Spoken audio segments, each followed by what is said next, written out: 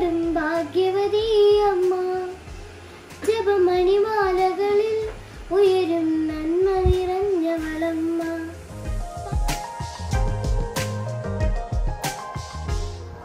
നമസ്കാരം, ഞാൻ CS ജ്യോതി.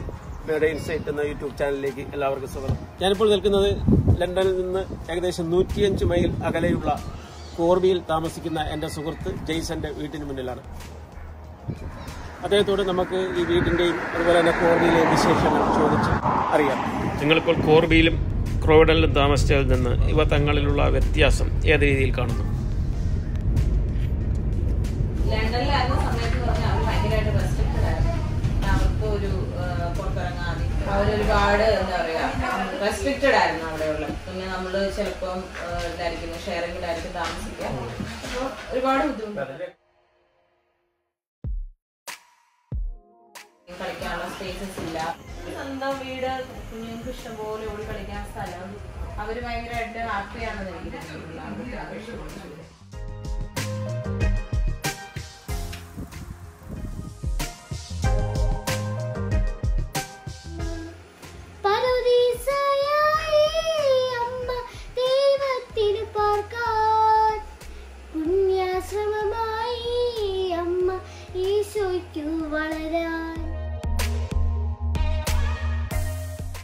London പോലുള്ള തിരക്കേറിയ നഗരത്തിൽ നിന്ന് വിട്ടു നിൽക്കാൻ ആഗ്രഹിക്കുന്നവർക്കും അതുപോലെ തന്നെ ലണ്ടനിലെ ഇപ്പോഴുള്ള ഹൗസ് പ്രൈസ് അഫോർഡ് ചെയ്യാൻ കഴിയാത്തവർക്കും പുതുതായി വീട് വാങ്ങുവാൻ ആഗ്രഹിക്കുന്നവർക്കും കോർബി പോലുള്ള പ്രദേശങ്ങൾ പ്രയോജനകരമാകും.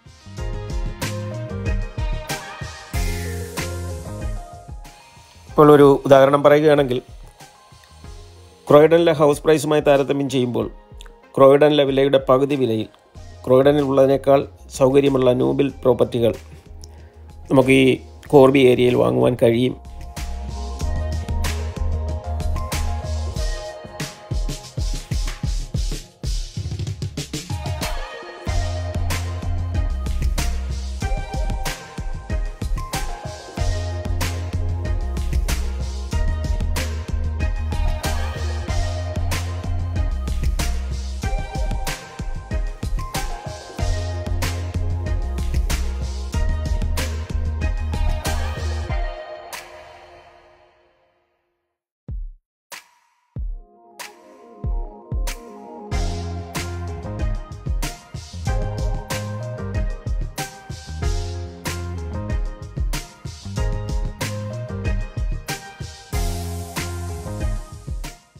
അതുപോലെ ഈ കോവിഡ് കാലത്ത് ഈ ഫുഡിന് എന്തെങ്കിലും ഷോർട്ടേജ് അനുഭവപ്പെട്ടിരുന്നു ഈ ഏരിയയിൽ, പ്രത്യേകിച്ച് ഏഷ്യൻ ഫുഡിന്?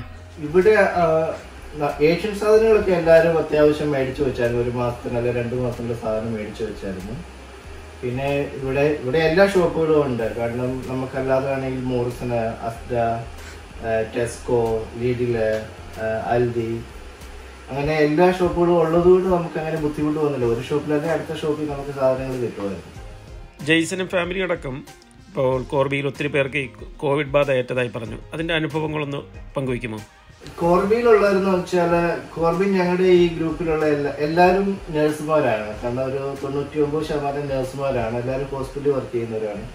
അതുകൊണ്ട് ഞങ്ങൾക്ക് എല്ലാവർക്കും കോവിഡ് വന്ന് അതിൽ ഒരാൾക്ക് മാത്രം സീരിയസ് ആയിട്ട് ICUവിലൊക്കെ അഡ്മിറ്റ് ആയിരുന്നു. 2 ആഴ്ചയോളം ഹോസ്പിറ്റലിൽ കിടന്നു കഴിഞ്ഞിട്ട് പെട്ടെന്ന് റിക്കവർ ആയിട്ട് തിരിച്ചെത്തി. പിന്നെ ഒരുവിധപ്പെട്ട എല്ലാവർക്കും ഒരു 1-2 പേരെ ഒഴിച്ച് ബാക്കി എല്ലാവർക്കും കോവിഡ് പോസിറ്റീവ് ആയിരുന്നു. എന്താണ് അനുഭവം? എനിക്ക് പക്ഷെ അത്ര ഭയങ്കര സീരിയസ് ആയിട്ടൊന്നും വന്നില്ല. വലിയ ചെറിയ തോതിലൊക്കെ വന്ന് പോയതുള്ളൂ. ബോഡി പെയിൻ ഉണ്ടായിരുന്നു, പിന്നെ പനി പോലും ഉണ്ടായിരുന്നില്ല എനിക്ക്. ബോഡി പെയിൻ വന്നു കഴിഞ്ഞപ്പോൾ NHSന്റെ ടെസ്റ്റ് ചെയ്യുന്നുണ്ടായിരുന്നു. അപ്പം ഞങ്ങളിങ്ങനെ ഒരു ദിവസം വെറുതെ ടെസ്റ്റിന് പോയതാണ്. ആണെന്നൊരു പ്രതീക്ഷയില്ലാതെ പോയത്. പക്ഷെ ചെന്ന് കഴിഞ്ഞപ്പോൾ റിസൾട്ട് വന്നപ്പം പോസിറ്റീവാണ്. അപ്പം ശരിക്കും പറഞ്ഞു കഴിഞ്ഞാൽ ഞങ്ങൾക്ക് തന്നെ ഭയങ്കര ഒരു എന്താ പറയാ ഭയങ്കര ഫണ്ണി ഫീലിംഗ് ആയിരുന്നു. വേറെ പ്രോബ്ലം ഒന്നും വന്നില്ല. ജസ്റ്റ് ചെറിയ തോതിലൊന്നും ബോഡി പെയിൻ ഒക്കെ വന്നു, ക്ഷീണമൊക്കെ ഉണ്ടായിരുന്നു. പക്ഷെ അത് കഴിഞ്ഞിട്ടും കോവിഡ് വന്നു കഴിഞ്ഞിട്ട് പിന്നീടും ഇതിടയ്ക്കൊരു തലവേദന, ചില ദിവസങ്ങളിലൊക്കെ ഭയങ്കര സ്ട്രോങ് ആയിട്ട് തലവേദന വരാറുണ്ട്. ചിലർക്കൊക്കെ ബോഡി പെയിൻ ആയിട്ട് നടുവേദന. ഇപ്പൊ നമുക്കുള്ള ആ ഒരു പെയിൻ, ഇപ്പം ബോഡിയിൽ എവിടെയൊക്കെ നമുക്കൊരു പെയിൻ ഉണ്ടെങ്കിൽ അത് ഭയങ്കര എക്സസ് ആയിട്ട് നമുക്ക് ഫീൽ ചെയ്യുന്നു. അത് മാത്രമല്ല പണ്ട് നമുക്ക് ചിക്കൻ ഗുനിയയുടെ കാലം ഉണ്ടായിരുന്നല്ലോ, അതുപോലെ തന്നെയൊക്കെ ഏകദേശം. കാരണം എന്താ, ചിക്കൻ ഗുനിയ വന്നു പോയി കഴിയുമ്പോൾ നമുക്ക് ചിലപ്പോൾ മാസങ്ങളോളം ഒക്കെ നമുക്ക് പെയിൻ ഉണ്ടായിരുന്നു, ബോഡി പെയിൻ. ഇതിനും അതുപോലൊക്കെ തന്നെയാണ്. കോവിഡ് നല്ലപോലെ പിടിച്ചു കഴിഞ്ഞാൽ നമുക്ക് ബോഡി പെയിൻ ഉണ്ടാകും. പിന്നെ കോവിഡ് വന്നു കഴിഞ്ഞാൽ നമ്മൾ ചുമ്മാ ഇരുന്ന് കഴിഞ്ഞാൽ നമുക്ക് പ്രശ്നമാണ്. കാരണം നമ്മളെപ്പോഴും ഒന്നെങ്കിൽ പാനിക്കാകാതിരിക്കുക, പിന്നെ നമുക്ക് മാക്സിമം മൊബിലൈസ് ചെയ്യാൻ പറ്റുന്ന ചെയ്യുക. കാരണം നമുക്ക് അങ്ങനെ ബ്ലഡ് ക്ലോട്ട്സ് ഒക്കെ ഇങ്ങനെ ഉണ്ടാകാനായിട്ട് സാധ്യതയുള്ളത്. നമ്മൾ സ്ഥിരം പെയിൻ ആകുമ്പോൾ നമ്മൾ കിടന്നു പോകും, പക്ഷെ എന്നാലും നമ്മൾ കാലൊക്കെ കൈയൊക്കെ അനക്കൊക്കെ വേണം ചെയ്യാനായിട്ട്. പിന്നെ നമ്മൾ പേടിക്കേണ്ട കാര്യമൊന്നും, ഇതൊരു പാൻഡമിക്കാണ്. കാരണം ഇത് എല്ലാവർക്കും ഒരു നല്ല 90% ആൾക്കാർക്ക് വന്നു പോകും.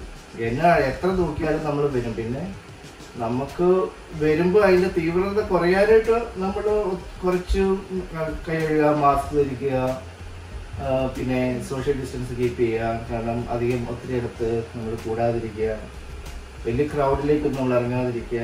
അത്രയൊക്കെ ചെയ്യാനേ ഉള്ളൂ. പിന്നെ വന്ന് പോവും. ക്രോയിഡനും കോർബിയുമായി കമ്പയർ ചെയ്യുമ്പോൾ ഈ ജോലി സാധ്യതകളെ ജെയ്സൺ ഏത് രീതിയിലാണ് കാണുന്നത്? ഹോസ്പിറ്റൽ വൈസ് നോക്കുവാണെങ്കിൽ കാറ്ററിംഗിൽ ഒരു ഹോസ്പിറ്റലുണ്ട്, കാറ്ററിംഗ് ജനറൽ ഹോസ്പിറ്റല്. പിന്നെ കോർബി തന്നെ കോർബി കമ്മ്യൂണിറ്റി ഹോസ്പിറ്റലുണ്ട്. പിന്നെ കെയർ ഹോംസുകൾ ഇഷ്ടംപോലെ ഉണ്ട്. പിന്നെ മെൻ്റൽ ഹെൽത്ത് വൈസ് ആണെങ്കിൽ കാറ്ററിംഗിൽ ഒരു മെൻ്റൽ ഹെൽത്ത് ഹോസ്പിറ്റലുണ്ട്.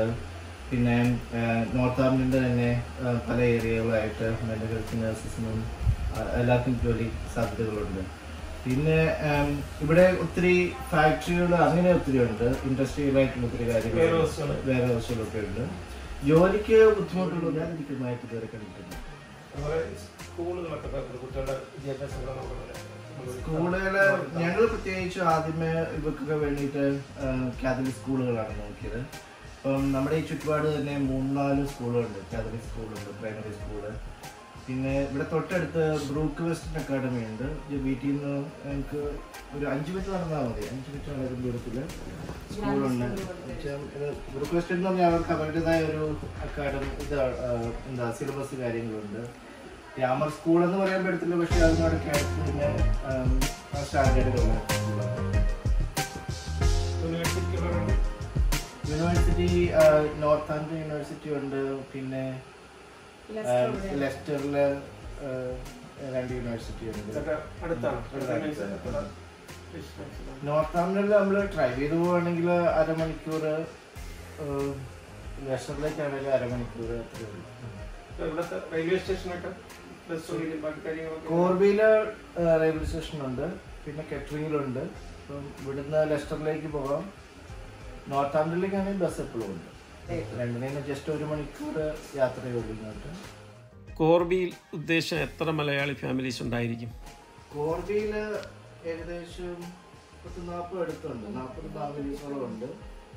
കാറ്ററിംഗിൽ 10-200 അടുത്ത് വരും. അതുപോലെ മാഗിയും ജെയ്സണും ഈ ക്രോയിഡനും കോർബിയുമായി കമ്പയർ ചെയ്യുമ്പോൾ എന്താണ് മനസ്സിൽ തോന്നുന്നത്? അല്ലെങ്കിൽ ആ രണ്ടും തമ്മിലുള്ള വ്യത്യാസം ഏത് രീതിയിലാണ് നോക്കിക്കാണുന്നത്?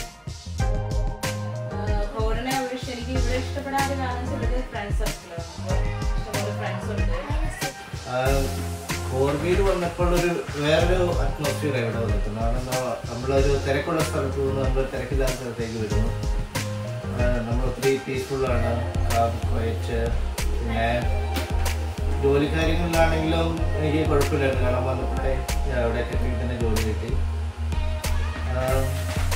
പിന്നെ നമുക്ക് സെറ്റിലാകാനും നല്ല സ്ഥലമൊന്നും തോന്നി കോർബി. കാരണം വീടെടുക്കാനായിട്ട് സാധിച്ചു. കുഴപ്പമില്ലാതെ നല്ല വീട് കിട്ടി. ഏത് വർഷമാണ് ഈ വീട് വാങ്ങുന്നത്? 2018 ജൂണിലാണ്. 2018.